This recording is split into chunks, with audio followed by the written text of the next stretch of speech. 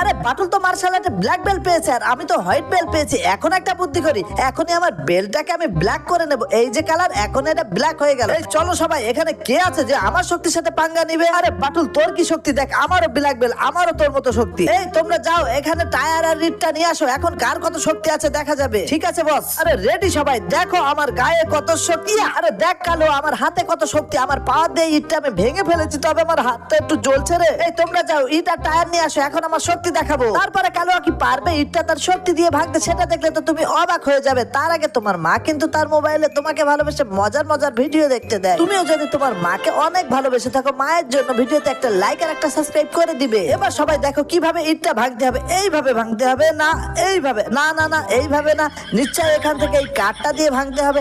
আরে না, এটা তো অনেক শক্ত, এভাবে তো ভাঙাই যাবে না। আসলে বাটুল ভাই, আমি তো মার্শাল আর্টে হোয়াইট বেল্টের অধিকারী, আমি যাচ্ছি, আমি এটা ভাঙতে পারবো না। শক্তি দেখা